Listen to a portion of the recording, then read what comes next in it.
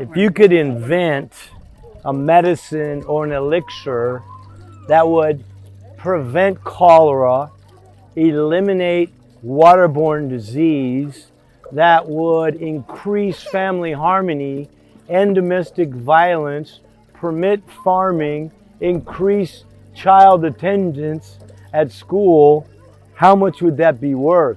What would you call it? What would you call something that would allow kids to dream of the future, to families to be happier together, to people to be cleaner, and to enjoy life more for health, home, and happiness? What would you call that? Oh, that's here. This is water. Water is magical. Water is a cup of dreams. You can see the future in here, and the future is better. I'm Kurt Dolan with Water Wells for Africa. Been coming to Malawi, Africa since September 1994. Traveled down to Nsanje during the hottest part of the year. Found women carrying water, heavy buckets of water in their head, and I go, what is this? What's happening? And they go, that's the struggle Malawians have for water every single day. So my heart was moved to begin to do something about it, rather than saying, oh, there's a water crisis, or statistics say people are suffering, 1 billion people have no water. It's like, these people have no water, what can we do?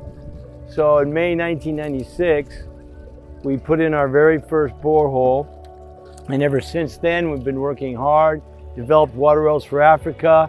We now have number 600, and we want to do 600 more, we want to do 1,000 more. We're thankful for our donors, large and small, who have helped us over a 30-year period produce life in villages just like this. Our motto is first water. We work in the hardest places. We work in the most difficult area, the most marginalized people. Never had a cup of clean water in their entire lives. But this water has been underground since the beginning of the world. All we need is a little bit of technology, a little bit of partnership, a little bit of compassion, and we can change life in so many more villages for so many more people. We have 500,000 people right now who are drinking clean water every day just because of long-term, short-term partners who trust Water Wells for Africa to get the job done. We do what we say we do, and that's put in water wells that help people. We're in Sudala village right now in Mwanza in Malawi, Africa. Today is October 18, 2025. There's 80 families here. You can see some of the housing here, and that will be using this borehole. We have the group head here. We have village chief. We have the health surveillance assistant. So we're very glad to have so many people here. And we have a water committee, 5 men, 5 women, who will be trained to repair this. It's a process that we insist upon with Water Wells for Africa, part of our process. And what we find is that Malawians are empowered to repair their own borehole. They'll do it. We have boreholes that are 30 years old that continue to work to this very day. They also worked very hard in partnership to make this happen. So this has been in for 5 months. May 31st, 2025, 5 months. In 5 months, how many times have you gone to the health clinic? They said 0. During the 5 months prior to that, how many of you went to the health clinic every month, 3 to 5 times a month? How many of you went? 100%. Now 100% not going. The health clinic is overwhelmed. There's so much that has to do with water, and it's all prevented here simply because we have been able to put in this water well here. One of the other things that we find is a consistent problem is domestic violence. We had a drama here recently, and the women said we have scars from when our husbands beat us, but they said it's no more. So I talked to the water committee.